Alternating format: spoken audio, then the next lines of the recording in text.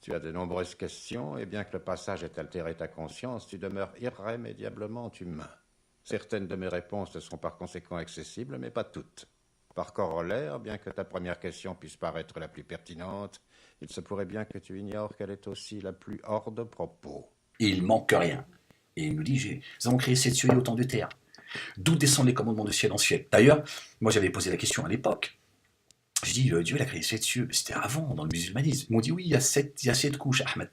Alors moi, comme un âne, tu vois. Ah bon, ok, Allahu Akbar. Ouais, mais il a dit 7 cieux et autant de terre.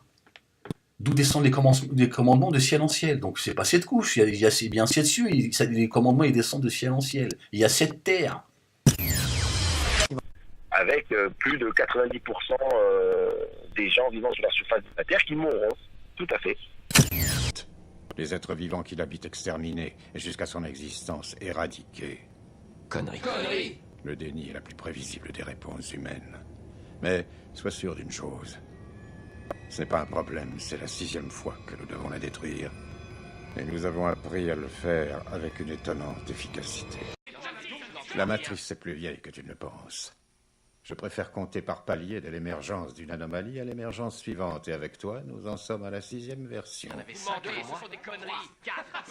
Il n'y a que 2 explications possibles.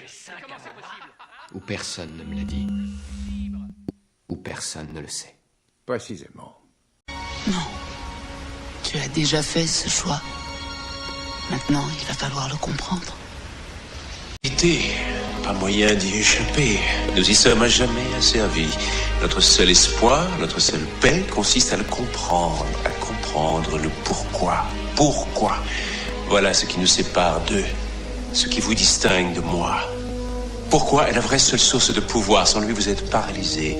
Et c'est ainsi que vous venez vers moi. Sans pourquoi, donc sans pouvoir. Rien qu'un maillon de la